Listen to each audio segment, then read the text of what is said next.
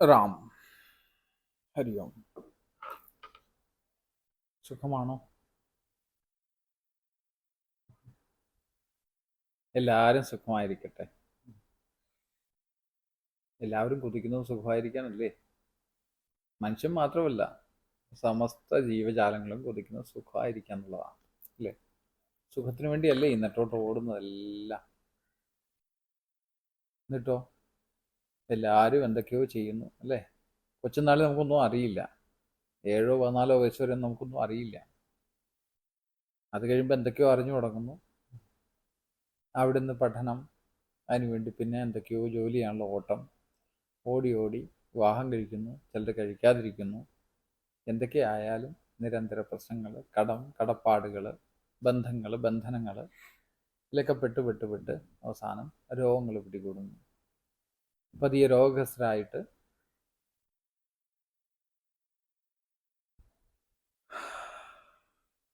ഒന്നും നേടാതെ, സുഖം അനുഭവിക്കാതെ, ദുഃഖിച്ച് വിഷണ്ണരായിട്ട് വേദനയോടുകൂടി മരിച്ച് മണ്ണടിയുന്നു.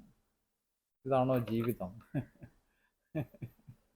ഇതൊക്കെയല്ലേ ഇപ്പം ചുറ്റും കാണാനുള്ളൂ, ഇല്ലേ? എല്ലാവർക്കും പ്രശ്നങ്ങളാണ്.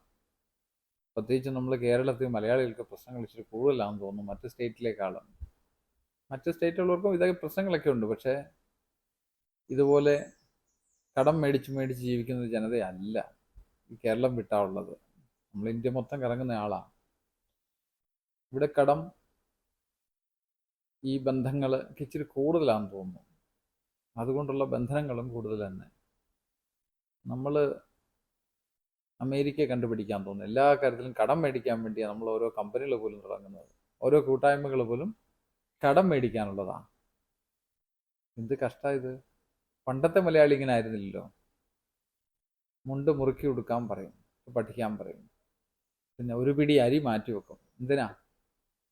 അങ്ങനെ ഒരു 5-6 ദിവസത്തേക്ക് മാറ്റി വെച്ചാൽ ഒരു പിടി അരി കൊണ്ട് ഒരു നേരത്തെ അല്ലെ ഒരു ദിവസത്തെ ആഹാരത്തിന് വേണ്ടി ഉള്ള വകയാവും.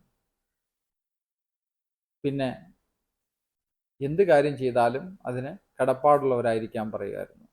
നമ്മൾ വീട്ടിൽ നിന്ന് ആഹാരം കഴിച്ചാൽ ആ വീട്ടിൽ എന്തെങ്കിലുമൊക്കെ ചെയ്തു കൊടുക്കുമായിരുന്നു പണ്ട്, ഇല്ലേ? അപ്പോൾ ആ സംസ്കാരമൊക്കെ നമുക്ക് എവിടെ നഷ്ടപ്പെട്ടു പോയി? സ്വല്പമൊക്കെ സൂക്ഷിച്ചു വെക്കാൻ, എപ്പോഴും അല്പം മിച്ചം വെക്കാൻ പഠിച്ചുകൊണ്ടിരുന്നൊരു കൾച്ചറാണ് നമ്മൾ മലയാളിക്കുണ്ടായിരുന്നത്. അപ്പോൾ നമ്മളതൊക്കെ എന്തേ മറന്നുപോയത്? ഈ പുതിയ എഡ്യൂക്കേഷൻ്റെ ഫലമായിട്ടാണോ? അതോ നമ്മുടെ ഉപഭോഗ സംസ്കാരത്തോടുള്ള അത്യാർത്തി മൂലമാണോ? എന്തേ? പക്ഷെ ഒന്ന് തിരിച്ച് ചിന്തിക്കേണ്ടിയിരിക്കുന്നു. അല്ലെ ഇനി വരുന്ന തലമുറകളൊക്കെ കഷ്ടപ്പെടുകയുള്ളൂ, അല്ലേ?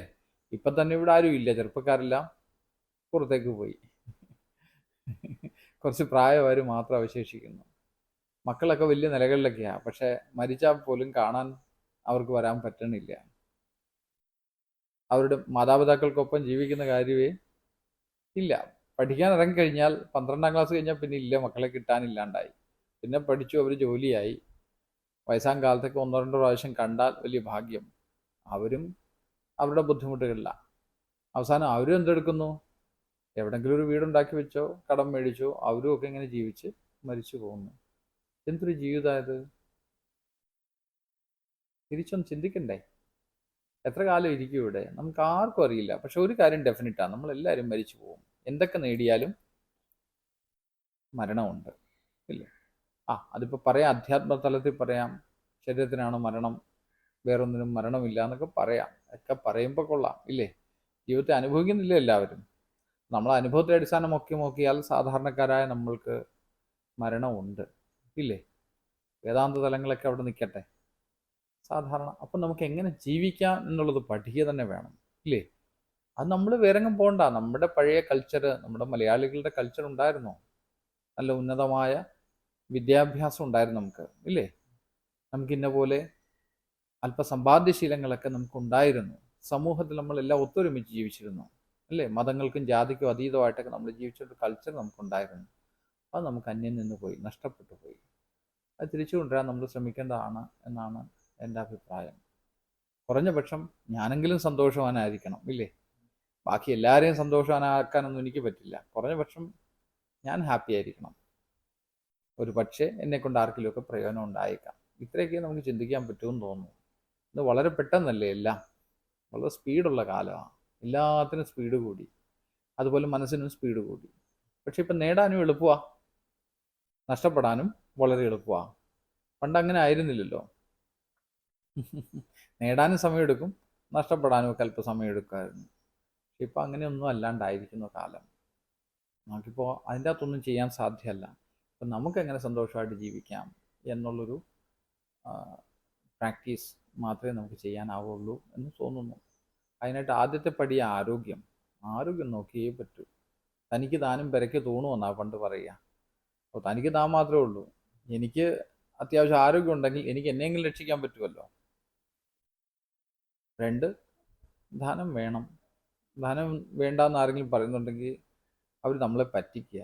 കാശില്ല ഒന്നും നടക്കില്ല. ഇവിടെ എല്ലാ കാര്യത്തിനും പണം വേണം. പക്ഷെ പണം ഉണ്ടാക്കി ഉണ്ടാക്കി ഉണ്ടാക്കി പണത്തിനോടുള്ള ഭ്രാന്താവരുത്. ആവശ്യം ധനമില്ല, അതൊന്നും പറ്റില്ല. ഭാരതം തന്നെ ആധ്യാത്മികരുടെ ഉത്തുംഗ ശൃംഗങ്ങളെയൊക്കെ തൊട്ടുകൊണ്ടിരുന്നൊരു കാലമെന്ന് വെച്ചാൽ ധനവും സമൃദ്ധിയും ഒക്കെ ഉണ്ടായിരുന്ന കാലത്താണ്. അപ്പോൾ അതൊക്കെ അന്യം നിന്ന് പോയിരിക്കുന്നു. അപ്പോൾ അതും വേണം, വേണ്ടേ? അതിനേക്കാൾ പ്രധാന ഒരു കാര്യമാണ് സന്തോഷം. സന്തോഷത്തോടു കൂടി ആരോഗ്യത്തെയും ധനം നേടുകയൊക്കെ ചെയ്യണം. ഇതല്ലേ ധർമ്മം. മോക്ഷത്തിന് വേണ്ടി ആരും ഒന്നും പായണ്ട. മോക്ഷം സ്വരൂപമാണ്, അതിനെ അറിഞ്ഞാൽ മതിയാവും. സ്വരൂപത്തെ അറിഞ്ഞാൽ മോക്ഷം തന്നെ. സർവ്വമോഹങ്ങളും തീർന്നാലേ മോക്ഷം ഉണ്ടാവും. മോഹക്ഷയം തന്നെയല്ലേ മോക്ഷം. പക്ഷെ അതിനു വേണ്ടി നമ്മൾ ഓടി നടക്കുക. എന്നാൽ ധനവും കിട്ടുന്നില്ല, മോക്ഷമെങ്കിലും കിട്ടിയേക്കുക. അങ്ങനൊന്നും കിട്ടില്ല. അങ്ങനൊന്നും കിട്ടില്ല. അത് ആർക്കും കിട്ടിയില്ല. ബുദ്ധനും കിട്ടിയില്ല, ക്രിസ്തുവിനും കിട്ടിയില്ല, ആർക്കും കിട്ടിയില്ല. എല്ലാവരും ആ വഴിക്ക് ഇറങ്ങിയപ്പോൾ അത് കിട്ടിയത്. നമുക്കാണ് അതിനുള്ള ധൈര്യവും ഇല്ല. എന്നാൽ ഇവിടെ ജീവിക്കാനും പറ്റണില്ല, അങ്ങോട്ടും പോകാൻ പറ്റണില്ല. ഇതൊരു കോൺട്രഡിക്ഷനാണ്. ഏതെങ്കിലും ഒരിടത്ത് പിടിക്കുക. ഭൗതികത്തെ പിടിച്ചാലും കുഴപ്പമില്ല. ഭോഗരതോവാ യോഗരതോവാ എന്നാണ്. ഭോഗത്തിലാവട്ടെ രതി, അല്ലെ യോഗത്തിലാവട്ടെ, രണ്ടും എത്തിച്ചേരുന്നത് ബോധത്തിൽ തന്നെയാണ്. അതുകൊണ്ട് ഏത് വഴി ചെയ്താലും ആ വഴി പൂർണ്ണമായിട്ട് ചെയ്യുക. ഭൗതികനാണ് ഭൗതികമായിട്ട് നന്നായിട്ട് ജീവിക്കുക. യോഗിയാണ് യോഗത്തിൽ ആത്മരതി കൊണ്ട് അതിലിരുന്നുകൊള്ളുക. രണ്ടുപേർക്ക് അപ്രാപ്യമൊന്നുമല്ല. ഈ രണ്ടവസ്ഥകളാണ്, രണ്ടാൾക്കാരല്ല. അപ്പം ഏതാ ശരിയെന്ന് തോന്നുക അവിടെ ഉറച്ചിരുന്നോളുക, സന്തോഷമായിട്ട് ജീവിക്കുക. ഇതൊക്കെ നമുക്കിന്ന് ചെയ്യാൻ സാധിക്കുകയുള്ളൂ. അത് ചെയ്താൽ മതിയാവും. അതിനുള്ള വഴികൾ മാത്രമേ നമുക്ക് പഠിക്കേണ്ടതുള്ളൂ, അന്വേഷിക്കേണ്ടതുള്ളൂ. ഹരി ഓം.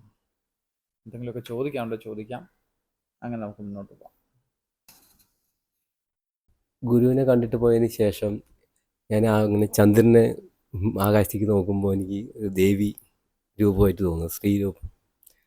അപ്പോൾ ഞാനിനി കുഴപ്പമുള്ളതുകൊണ്ട് വീണ്ടും നോക്കുമ്പോൾ അതുപോലെ തന്നെ. പിന്നെ അത് പൗർണമി 2-3 കഴിഞ്ഞു, അപ്പോഴും അത് തന്നെയാണ്. പക്ഷെ അന്ന് നല്ല ക്ലിയർ ഉണ്ടായിരുന്നു. ഇപ്പോൾ ഇന്നലെയൊക്കെ നോക്കുമ്പോൾ കുറച്ചൊരു ഇത്, പക്ഷേ ദേവി രൂപം തന്നെയാണ്. എന്താണ് എന്നറിയാൻ വേണ്ടി. അഘോരിയെ സ്പർശിച്ചാൽ കുണ്ഡലിനിയിൽ ചലനം തുടങ്ങും. കുണ്ഡലിനി ചലനം തുടങ്ങുമ്പോൾ അകത്തുറങ്ങിക്കിടക്കുന്ന സ്മൃതികളില്ലേ, ഓർമ്മകൾ, അത് പതിയെ ഉണർന്നു തുടങ്ങും. അതെന്താവെന്ന് പറയാൻ പറ്റില്ല.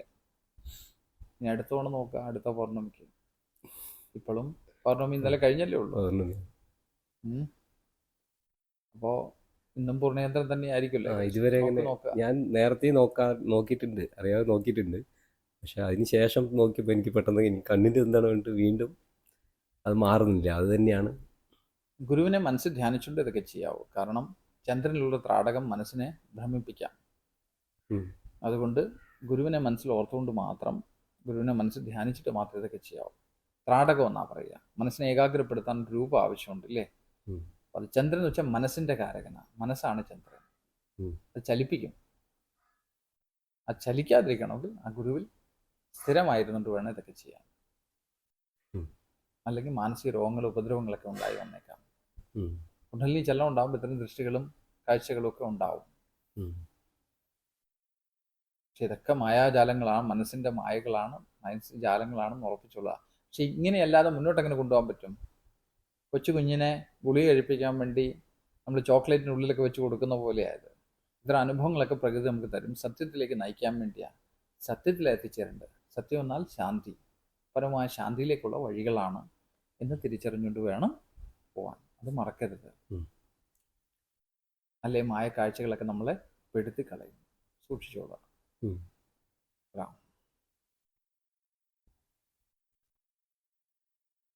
ഇത് ശരീരത്തിൻ്റെ ഇത് പറഞ്ഞു. എനിക്ക് മറ്റേ മെഡിസിൻസ് ഒരുപാട് കഴിച്ചതാണ്. അപ്പോൾ ഞാൻ മെഡിസിൻ കഴിച്ചു, പിന്നെ ഞാൻ ഭക്ഷണത്തിൻ്റെ എല്ലാം കഴിച്ചു, ആയുർവേദവും അലോപ്പതി എല്ലാം കഴിച്ചതാണ്. പക്ഷെ കഴിക്കുന്ന സമയത്ത് കുഴപ്പമില്ല. അപ്പോൾ ഇപ്പോൾ ഭക്ഷണ രീതിയൊക്കെ മാറ്റി വെജിറ്റേറിയനാണ്. അപ്പോൾ ഞാൻ ഇനി അതിൻ്റെയാണോ എന്ന് പറഞ്ഞിട്ട് വേറെ എല്ലാം ചെയ്തുകൊണ്ടിരുന്നതാണ്. ആൽക്കഹോളും ഒക്കെ എല്ലാം ഒക്കെ ഉപേക്ഷിച്ചു. അപ്പോൾ ഇപ്പോൾ ശരീരത്തിൽ ശ്രദ്ധിക്കുമ്പോൾ പെട്ടെന്ന് അറിയാതെ ടെൻഷൻ വരുന്നു. അപ്പോൾ വയറിൻ്റെ അവിടെ ഗ്യാസ് കയറുന്നു, യൂറിൻ ടെൻഡൻസിയും ബാത്റൂം അങ്ങനെ ഒരു ടെൻഡൻസി വരിക. പക്ഷേ വളരെ കൂളായിരിക്കുന്ന സമയത്ത് ഇതൊന്നുമില്ല, ഒരു പ്രശ്നവുമില്ല. ധ്യാനം അഭ്യസിക്കുക, അത് പറഞ്ഞു തരാം. മണിപ്പൂർ ചക്രത്തിൽ ധ്യാനം ചെയ്യാം. ഉം.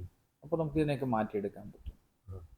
കൂളായിരിക്കുമ്പോൾ അതും അറിയാൻ പറ്റുന്നുണ്ട്. അപ്പോൾ ഈ പ്രശ്നമൊന്നുമില്ല. പെട്ടെന്ന് അറിയാതെ എപ്പോഴാണ് വരുന്നതെന്ന് അറിയില്ല. ടെൻഷൻ അത് കയറുമ്പോൾ അറിയുന്നുണ്ട്. നേരത്തെ ഭക്ഷണമൊക്കെ വേറെ ആയതുകൊണ്ട് അറിഞ്ഞില്ല. ഇപ്പോൾ ശരിക്കും അറിയാം. അപ്പോൾ വയറ് വന്ന് ഗ്യാസ് കയറുന്നതും യൂറിൻ്റെതും അറിയുന്നുണ്ട്. ശരിയാക്കാം. ഗുരുജി, ഞാൻ 3 വർഷം മുന്നേ ആണ് ഈ അതിലേക്ക് വരുന്നത്. അപ്പോൾ ആ ടൈമിൽ ഞാനൊരു ബിസിനസ് തുടങ്ങിയിട്ടുണ്ടായിരുന്നു. പിന്നെ പാതയിലേക്ക് വന്നതിന് ശേഷം പിന്നെ ബിസിനസ്സും അതിനെ സംബന്ധിച്ചല്ല, ബിസിനസ് ഇതൊക്കെ പൊളിഞ്ഞ് ഇപ്പോൾ കടം കയറി ആകാൻ നിൽക്കുകയാണ്. അപ്പോൾ ഇപ്പോൾ ഒരു കൺഫ്യൂഷനിൽ നിൽക്കുക, എങ്ങോട്ട് പോകണം, അടുത്ത സ്റ്റെപ്പ് എന്ത് ചെയ്യണം എന്നുള്ളത്. കൺഫ്യൂഷൻ എന്ന് വെച്ചാൽ എന്തെങ്കിലുമൊക്കെ തീരുമാനം ഉണ്ടോ? തീരുമാനം മുന്നോട്ട് ഈ പാതയിലൂടെ പോകാൻ തന്നെയാണ് തീരുമാനം. ഏത് പാതയിലൂടെ? ആധ്യാത്മികമായ പാത, ആധ്യാത്മിക പാത. സത്യത്തെ തിരിച്ചറിയുക. ഞാൻ നേരത്തെ പറഞ്ഞ പോലെ ഒളിച്ചോട്ടമാണോ? അല്ല, ഉൾച്ചോട്ടല്ല. എന്താ അധ്യാത്മം? സത്യത്തെ തിരിച്ചറിയാന്നുള്ളത്. ആരറിയും? ഞാൻ അറിയണം. അറിയുന്ന ഞാൻ ഇല്ലാണ്ടായാലേ സത്യം തെളിയും. അറിയാൻ ആഗ്രഹിക്കുന്ന ഞാൻ ആരാ? മനസ്സിന്റെ കളിയാണോ ഇത്? മനസ്സിന്റെ ബിസിനസ്സിൽ നിന്ന് ഒളിച്ചോടാനുള്ള വഴിയാണോ ഇത്? അല്ല. അല്ലെന്ന് ആര് പറയുന്നു? ഇതിനെ തീരുമാനിച്ചുറയ്ക്കണം. ബിസിനസ്സിനെ ഒഴിവാക്കാൻ വേണ്ടി അധ്യാത്മത്തിലേക്ക് പോവുകയാണോ? അധ്യാത്മം വെച്ചാൽ മൃത്യു, അവിടെ താങ്കൾ ഉണ്ടാവില്ലല്ലോ. സത്യത്തെ അറിയുന്ന നിമിഷം ഞാനെന്ന വ്യക്തി ഉണ്ടാവില്ല, വ്യക്തി അപ്രത്യക്ഷമാവും. അപ്പോഴല്ലേ സത്യത്തെ അറിയൂ. സത്യം എന്നാൽ ശാന്തി. അപ്പോൾ പിന്നെ ഒരു പക്ഷേ ശരീരത്തിലിരിക്കാം, ശരീരം വിട്ടുപോകാം. ഇതിനൊക്കെ തയ്യാറാവുന്നതിന് മാത്രമേ അധ്യാത്മത്തിലേക്ക് പ്രവേശനമുള്ളൂ. ഒരു വലിയ അപകടം പിടിച്ച കാര്യമാണ് ഈ അധ്യാത്മം എന്നൊക്കെ പറഞ്ഞ് ഉള്ള സംഭവം. അവനവനെ അറിയുമ്പോൾ ഞാനെന്ന് ഇന്ന് വരെ മനസ്സിലാക്കി വെച്ചിരിക്കുന്ന വ്യക്തിത്വമൊക്കെ നഷ്ടപ്പെട്ടു തുടങ്ങും. അപ്പം അതിനൊക്കെ തയ്യാറാണെങ്കിൽ അങ്ങോട്ട് വഴിയിലേക്ക് ഇറങ്ങാം. ഒന്നും നേടാനല്ല, എല്ലാം നഷ്ടപ്പെടുത്തുന്ന വഴി ആധ്യാത്മം. അല്ലെങ്കിൽ ഭൗതികമായിട്ടുള്ള ഒരു കുഴപ്പമില്ലല്ലോ.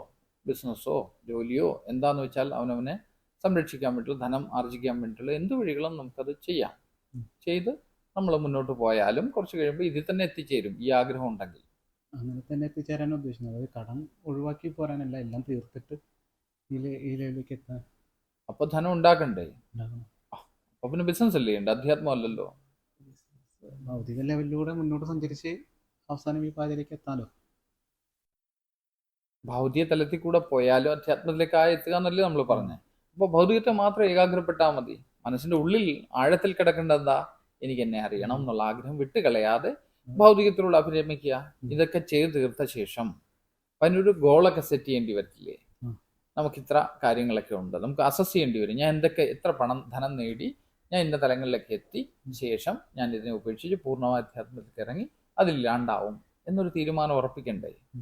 അങ്ങനെ തീരുമാനം ഉറപ്പിക്കൂ. അതിനുവേണ്ടി ഒരു അസസ്മെന്റ് ഉണ്ടാക്കൂ. എന്നിട്ട് പറയൂ, നമുക്കത് അതുപോലെ മുന്നോട്ട് പോവാം. പറഞ്ഞ മനസ്സിലായോ? എനിക്ക് എൻ്റെ കടങ്ങളൊക്കെ വീട്ടി എല്ലാം സ്വസ്ഥമാകാൻ വേണ്ടി എന്ത് ധനം വേണം, അത് കഴിഞ്ഞാൽ എനിക്ക് മുന്നോട്ടുള്ള ജീവിതം ജീവിക്കാൻ ആരുടെ മുന്നിൽ കൈ നീട്ടാതെ എന്തുമാത്രം ധനം ഉണ്ടെങ്കിൽ എനിക്കത് പറ്റും. ഇതൊക്കെ ഒന്ന് തീരുമാനിച്ചുറച്ച ശേഷം അതിനനുസരിച്ച് പ്രവർത്തിക്കാൻ വേണ്ടി ശ്രമിക്കുക. പ്രകൃതി രക്ഷിക്കും നമ്മളെ. അതിനുവേണ്ടി ഈശ്വരൻ നമ്മളെ രക്ഷിക്കും. സത്യമാണ് ആ ഉദ്ദേശമെങ്കിൽ പ്രകൃതിക്ക് രക്ഷിച്ചേ മതിയാവും. കാരണം നീ സാക്ഷാൽ ശിവനാണ്. എന്നെ രക്ഷിക്കുക പ്രകൃതിയുടെ ധർമ്മമാണ്. അവൾ ഉപേക്ഷിക്കില്ല. ഒരു മനസ്സ് വേണ്ട, ചലിച്ച മനസ്സിനെ ഏകാഗ്രമാക്കണമെങ്കിൽ ലക്ഷ്യബോധമില്ലല്ലോ. ലക്ഷ്യത്തിൽ ഉറയ്ക്കണം. ആ ലക്ഷ്യം ഉണ്ടാക്കി അതിൽ ഉറയ്ക്കുക. ലക്ഷ്യം എന്ന് പറഞ്ഞതാ ഇപ്പം ഞാൻ പറഞ്ഞത് മനസ്സിലായില്ലേ? എന്ത് നമുക്ക് എന്ത് വേണം, ഗോൾ ഫസ്റ്റ് സെറ്റ് ചെയ്യുക. കംപ്ലീറ്റ്ലി ക്ലാരിറ്റിയോട് കൂടി ഒരു ഗോൾ സെറ്റ് ചെയ്യുക. പ്രാക്ടിക്കൽ ആയിരിക്കണം. എന്നിട്ട് മുന്നോട്ട് നടന്നു നോക്കി, എല്ലാം നടത്തി തരും. ഇക്കാര്യം ഗ്യാരണ്ടീഡാണ്. അത് സംശയിക്കരുത്. പിന്നെ സംശയമൊന്നുമില്ല അവിടെ. പക്ഷെ ഇപ്പം നമുക്ക് ഉറപ്പ് വരാത്തതുകൊണ്ടല്ലേ ഈ സംശയം. ഉറപ്പ് വരുത്തും.